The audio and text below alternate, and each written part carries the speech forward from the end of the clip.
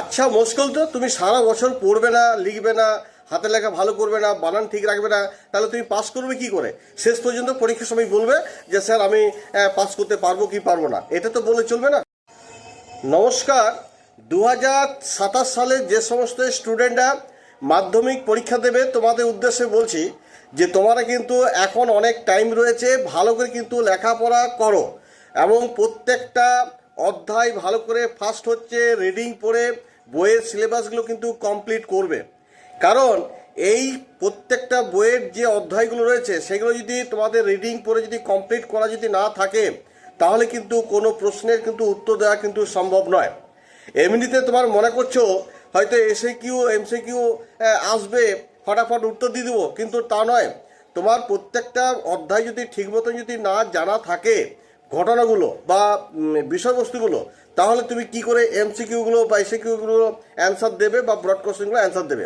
সেই জন্য তোমাদের বারবার বলছি তোমরা কিন্তু ভালো করে পাঠ্য বই পড়ো, ভালো করে রিডিং পড়ো, সঙ্গে সঙ্গে তোমরা হাতে লেখা ভালো করবে, পড়বে, মুখস্থ করবে, বুঝবে এবং লিখবে, আর পরিষ্কার পরিচ্ছন্ন লেখার একটা চেষ্টা করবে, আর বানান যাতে না ভুল হয় সেদিকেও কিন্তু তোমাদের কিন্তু কী করতে হবে, নজর রাখতে হবে।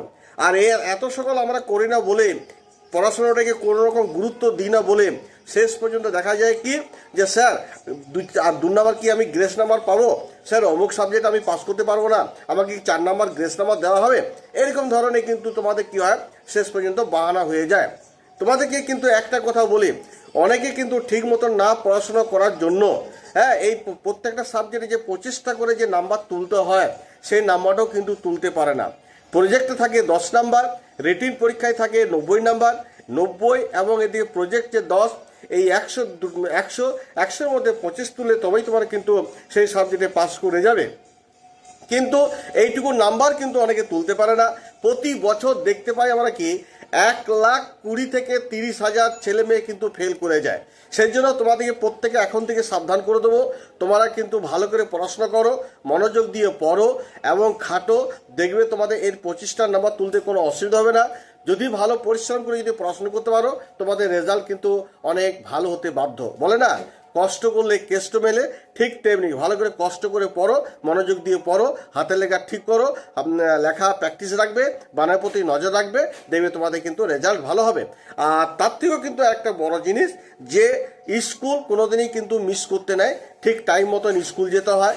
যদি কোথাও প্রাইভেট টিউশন থাকে সেখানেও কিন্তু টাইম সেখানে পড়তে যেতে হয়। তাছাড়াও প্রাইভেট টিউশন এবং স্কুলের এই দুটি সময় বাদ দিয়েও তোমাকে কিন্তু ডেলি ব্যক্তিগতভাবে ঘরে কিন্তু 5 থেকে 6 ঘন্টা পড়াশোনা করতে হবে, তবেই কিন্তু তোমার রেজাল্ট ভালো হবে। যাই হোক, আমার যতটুকু বলার আমি ততটুকুই বললাম। আশা করি তোমরা এই কথাগুলো একটু মেনে চলবে, কারণ এটা তোমাদের ভালোর জন্যই বললাম। কিন্তু এই অসুবিধাটা তখনই ফিল হয় যারা এই সকল পড়াশোনার প্রতি একটা নজর দেয় না, কোনো গুরুত্ব দেয় না, তারাই কিন্তু ফেল করে যায়। তখন তারাই কিন্তু বাহানা করে, স্যার আমাকে কি এত নাম্বার গ্রেস নাম্বার দেওয়া হবে, স্যার আমি কি 25টা নাম্বার পাবো, এরকম ধরনের কিন্তু অনেকের বাহানা থাকে।